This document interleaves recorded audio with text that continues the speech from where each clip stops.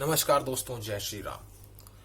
तो सुबह के 4 बज रहे हैं और चूंकि मुझे ओवर थिंकिंग की आदत नहीं है तो नींद तो काफ़ी अच्छी हुई है, परंतु कुछ लोगों की नींद उड़ी हुई है और वो सुबह के 4 बजे जो है वो फेसबुक में, सोशल मीडिया में वीडियो अपलोड करके ये जो हमारे जैसे प्रो मोदी लोग हैं, हमारे जैसे जो प्रो आरएसएस, प्रो हिंदुत्व लोग हैं, उनके ऊपर तरह तरह के लांछन लगाते हैं। मैं बात कर रहा हूं अपने एक सहपाठी, अपने एक मित्र की, जिनके साथ मैंने 7वीं कक्षा तक पढ़ाई की थी।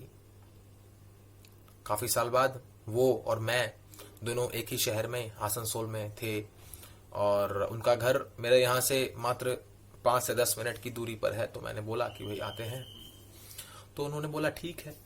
मैं गया और वो एंटी मोदी हैं, वो एंटी बीजेपी हैं, एंटी आरएसएस हैं, एंटी हिंदुत्व हैं और मैं सभी के लिए प्रो हूं। Pro Modi, pro RSS, pro BJP, pro Hindutva. फिर भी हमारे लिए, मेरे लिए विचारधारा सर्वोपरि नहीं है। मेरे लिए संबंध, मित्रता वो सर्वोपरि है। किंतु कुछ लोगों के साथ ऐसा नहीं है। ऐसे लोगों ने, उन्होंने फिर हमारे बीच बातचीत हुई और मैं किसी भी ऐसे मूड में नहीं था कि किसी भी तरह की पॉलिटिकल बातें की जाएं, किंतु उन्हें थोड़ी खुजली थी कि हम पॉलिटिकल बातें करें और हम दिखाएं इनको, ये जो प्रो मोदी, जो प्रो आरएसएस लोग हैं, कि भाई ये जो प्रो मोदी, प्रो आरएसएस लोग हैं, ये लोग कितना गलत सोचते हैं। हम दिखाएं कि हमारे पास ज्ञान कितना है, ज्ञान का भंडार है मेरे पास। यह दिखाने के लिए टॉपिक छेड़ा गया। फिर भी बहुत नियंत्रण में, बहुत संयम में मैंने ज्यादा कुछ बोला नहीं। बोला ठीक है, आप सही, मैं गलत। परंतु बात वहां पे खत्म नहीं हुई। सोशल मीडिया में निजी वाक्य को जग जाहिर करके उन्होंने लोगों को भ्रमित करने की कोशिश की और जय श्री राम के नारे के ऊपर तंज कसा है। इसीलिए मैं उसका रिप्लाई देते हुए यह वीडियो बना रहा हूं। शायद ये वीडियो थोड़ा लंबा हो जाए, लेकिन मैं कोशिश करूंगा, अभी 2 मिनट हुए हैं, कि कम से कम समय में इसको निपटा सकूं। उन्होंने पहली बात कहा कि भाई ये जो प्रो बीजेपी, प्रो आरएसएस लोग हैं, इनके लिए ऐसा, इनकी विचारधारा ऐसी है कि मंदिर बन गया तो इनके लिए धर्म बच गया। और उन्होंने कहा कि धर्म जो है इनके लिए सर्वोपरि है। मैं बता दूं, यदि कोई भी इंसान ऐसा सोचता है कि एक मंदिर बच जाने से धर्म बच गया, वो सरासर मूर्ख है। ऐसा बिल्कुल भी नहीं है। एक मंदिर बनाने से धर्म नहीं बच सकता है। यदि एक मंदिर बनाने से धर्म बचता तो एक मंदिर तोड़ने से धर्म का सर्वनाश हो जाता। किंतु भारत में इस्लामिक आक्रांताओं ने 40,000 मंदिर तोड़े हैं, फिर भी हम सीना ठोक करके यहाँ पे धर्म का अनुसरण करते हैं। परंतु लोगों के पेट का पानी नहीं पच रहा है। और हाँ, हम खुश हैं। उन्होंने पूछा क्या तुम खुश हो? मैंने बोला हाँ, एकदम खुश हैं, परंतु मुझे दुख भी इस बात का है कि आजादी के 70 साल क्यों लगे। श्री राम जन्मभूमि में, अयोध्या में, भारत में, जहां पे श्री राम का जन्म हुआ था, जहां आज भी सनातनी मौजूद हैं, अच्छे खासे तादाद में मौजूद हैं, कि इतने साल क्यों लगे वो मंदिर बनाने के लिए, ये मुझे खल रहा है। और पता नहीं आने वाले कितने साल और लगेंगे काशी मथुरा जन्मस्थली में कृष्ण मंदिर का निर्माण के लिए। और ज्ञान व्यापी मॉस्क जहां पर है, काशी विश्वनाथ मंदिर को तोड़ करके बनाया गया है, वहां पर काशी विश्वनाथ मंदिर, बाबा भोलेनाथ का मंदिर पुनः स्थापित करने के लिए न जाने कितने साल और लगेंगे, क्योंकि सनातनी सोया हुआ है। और जब तक सनातनी, बहुत सारे सनातनी कुछ जाग गए हैं, लेकिन जब तक पूरा सनातन समाज सोया हुआ था 2014 से पहले, तब तक ये बड़े खुश थे, अरे भाई सोया है, ठीक है। किंतु आज जब सनातनी जग गया है तो इनके पेट में दर्द हो रहा है, इनको परेशानी हो रही है। अरे भाई कैसे जग गया भाई? जग करके सनातनी ने मंदिर बना दिया तो इनको समस्या है। और इन्होंने कहा ये मंदिर वंदिर बनाने से कुछ होता नहीं है, मंदिर वंदिर समाज के कोई काम नहीं आता। तो इन्हें मैं बता दूं कि जब लॉकडाउन में 3 महीने के लॉकडाउन में जब पूरा भारत बंद था अपने घरों में, तो जो माइग्रेंट वर्कर्स हैं, जो लेबरर्स हैं, जो गरीब हैं, उनका पेट भरा है। किसने पेट भरा है? इसी सनातन समाज की धार्मिक ऑर्गेनाइजेशंस ने, मंदिरों ने, आरएसएस ने, इस्कॉन ने, तिरुपति बालाजी ने, सिद्धिविनायक मंदिर ने, इन्होंने ही उनका पेट भरा है। आप तो नहीं गए पेट भरने के लिए उनका। ये मंदिरों में हम चंदा देते हैं, इन्हीं से उनका पेट भरता है। और ये बोलती हैं कि India is a secular country. Lawyer है भाई, पढ़ा है उन्होंने संविधान। हम कहाँ, हम तो उतना संविधान नहीं पढ़े हैं, हमारा तो अलग ही सब्जेक्ट है। किंतु इतना तो हमने पढ़ लिया है कि हम पूरी तरह से इस आर्ग्यूमेंट को धराशायी कर सकते हैं। किंतु संबंध को मद्देनजर रखते हुए, वातावरण को मद्देनजर रखते हुए मैंने कुछ बोला नहीं। बोला ठीक है, आप मानते हैं सेक्युलर है, चलिए ठीक है सेक्युलर है, मैंने कुछ नहीं बोला। लेकिन मैं ये बात बता दूं, मैं उसको छोड़ता नहीं जो मेरे सामने ये बात बोले कि India is a secular country. क्योंकि यदि इंडिया सेक्युलर कंट्री है, पहली बात तो ये सेक्युलरिज्म वर्ड जो है ये कॉन्स्टिट्यूशन के प्रियम्बल में रात के अंधेरे में 1975 में डेमोक्रेसी की हत्या करके ये डाला गया है। फिर भी हम अगर मानते हैं सेक्युलर है, तो भाई हम उस बच्चे के समान हैं जिस बच्चे को उसके माँ बाप 2 BHK में रखते हैं। बच्चा छोटे से बड़ा होता है 2 BHK में, और तब तक वो समझता है कि वो बंगलो है। उसके माँ बाप उसको बचपन से बोलते हैं, बचपन से उसको ब्रेन वॉश करते हैं कि बेटा ये बंगलो है, बंगलो है, बंगलो है। परंतु कभी 2020 में इंटरनेट आ गया, तो जब बच्चा वो सर्च करता है बंगलो का फोटो, देखता है कि भाई ये तो बंगलो ऐसा होता है और मेरा तो 2 BHK है। यदि बच्चा वो इंटेलिजेंट होगा तो वो समझ जाएगा कि उसको ब्रेन वॉश किया गया है। यदि वो बुड़बक होगा तो हम कुछ नहीं कर सकते हैं। तो उसी तरह से कुछ लोग सेक्युलरिज्म को सीने में चिपका करके घूमते हैं कि भाई India is a secular country, secular country. उनको मैं बता दूं, ये जो सेक्युलर सीएम है ममता बनर्जी बंगाल में, उन्होंने सेक्युलर कंट्री, सेक्युलर इंडिया में सेक्युलर सीएम ने क्या किया? कॉलेज में था मैं जब, मैं स्कॉलरशिप के लिए अप्लाई नहीं कर पाया क्योंकि मैं हिंदू था। माइनॉरिटी अफेयर्स स्कॉलरशिप मिलती है बंगाल में और सभी स्टेट्स में और सेंट्रल के द्वारा भी।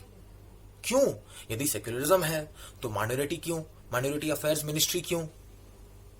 यही तो बात है ना। सेक्युलरिज्म यदि है तो गवर्नमेंट क्यों?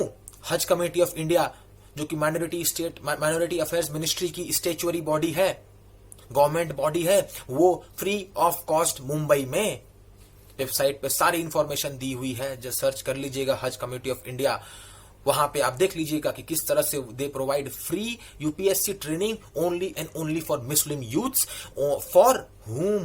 From whom the money is taken from the Hindu society, from the government, yours and my money.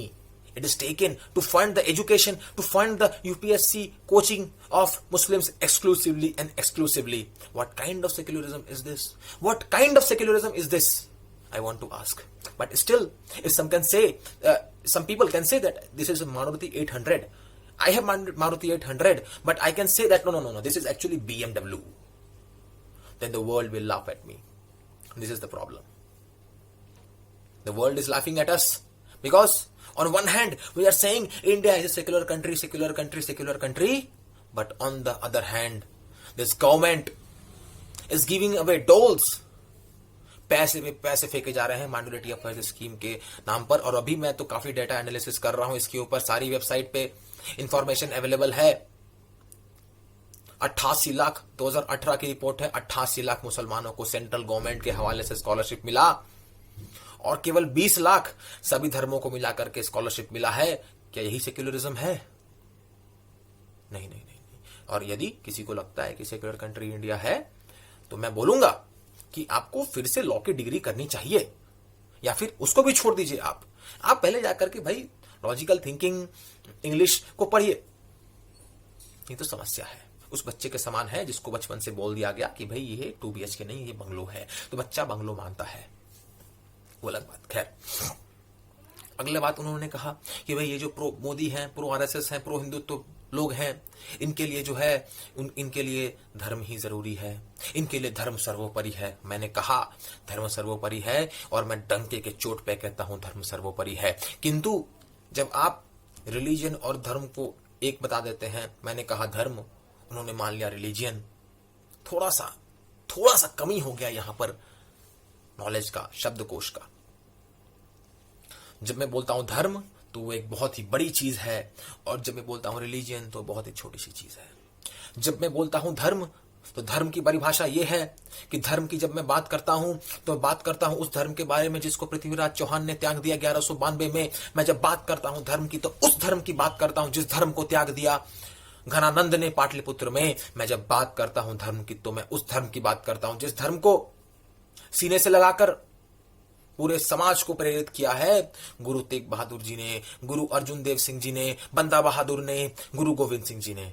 जिस धर्म को सीने से लगाकर प्रेरित किया है तानाजी ने, छत्रपति शिवाजी महाराज ने और पेशवा बाजीराव ने। मैं जब धर्म की बात करता हूं तो उस धर्म की बात करता हूं। और अगर रिलीजन की भी बात है तो हाँ, हर समाज का अपना अपना एजेंडा होता है। हमारी इच्छा है कि हमारा रिलीजन बचा रहे, फलते फूलते रहे, किंतु इसका मतलब ये नहीं कि जो इश्यूज हैं, जो उन्होंने कहा रनिंग इश्यूज, ये education, health care, women safety, हाँ ये रनिंग इश्यूज हैं। क्यों रनिंग इश्यूज हैं? क्योंकि आज से 500 साल पहले भी ये इश्यूज थे, 500 साल बाद भी रहेंगे और आज भी हैं। फ्रीक्वेंसी घट बढ़ सकती है, नंबर्स घट बढ़ सकते हैं, किंतु ये इश्यूज रहेंगे ही रहेंगे। और जिनको अगर समझ में नहीं आ रहा है कि ये इश्यूज क्यों रहेंगे, तो मैं बोलूंगा उनको कि वो जा करके समाज शास्त्र का, सोशियोलॉजी का ज्ञान फिर से लें, नेचुरल बेसिक ह्यूमन टेंडेंसी को फिर से समझें, तभी उन्हें समझ में आएगा कि ये मैं ऐसा क्यों बोल रहा हूं, किस आधार पे बोल रहा हूं। तो आज के डेट में भी बड़े बड़े कंट्रीज, यूएसए, अमेरिका, कनाडा वगैरह वगैरह, ये सब जगह में भी ये इश्यूज हैं। क्या यूएस में कोई पुअर नहीं है? पॉवर्टी है। यूएस में विमेन के साथ रेप्स या मर्डर वगैरह नहीं होते हैं? लोगों के होते ही हैं। इंडिया में भी होते हैं, सब जगह होते हैं।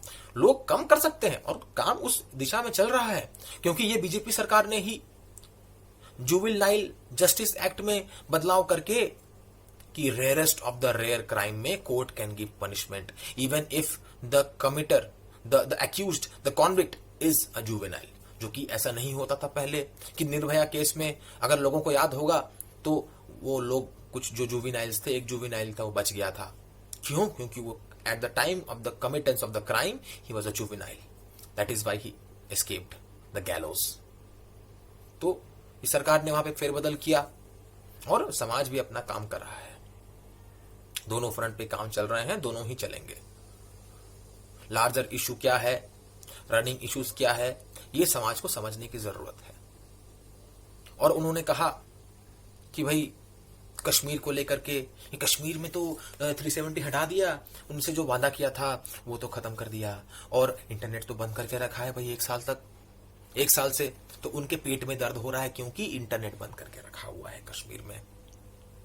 परंतु उनके हृदय में बिल्कुल भी पीड़ा नहीं होती है जब ये उन्हें मालूम चला होगा कि कश्मीरी पंडितों को मार मार कर, उनकी बहन, उनकी बेटियों को रेप कर करके काट काट कर भगा दिया गया, कश्मीरी पंडित वहां से भाग गए। किंतु इसकी पीड़ा उन्हें नहीं होती है क्योंकि लिबरल हैं भाई, लिबरल हैं तो लिबरल ऐसे ही होते हैं।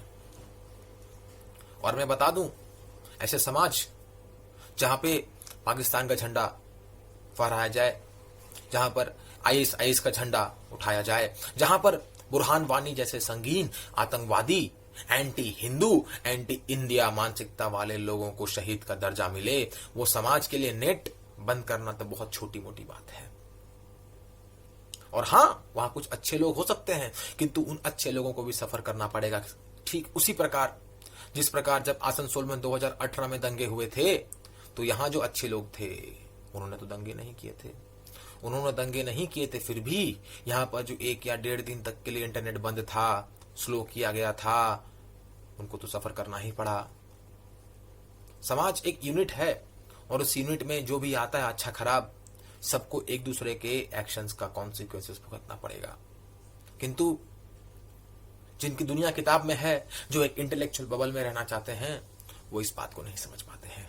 खैर, तो मैं बोलूंगा जय श्री राम का नारा, उसके ऊपर उन्होंने तंज कसा। मैं बोलना चाहता हूं कि जोर शोर से, पूरे हृदय से आवाज निकलनी चाहिए जय श्री राम की, और प्रेम से बोलिए जय श्री राम, भारत माता की जय, सियावर रामचंद्र की जय। थैंक यू वेरी मच मेरे को इतना समय तक सुनने के लिए, और मैंने कोशिश किया कि मैं सभी पॉइंट्स को एड्रेस कर सकूं। यदि कुछ पॉइंट्स छूट गए होंगे तो मुझे क्षमा कर दीजिएगा। बहुत बहुत धन्यवाद।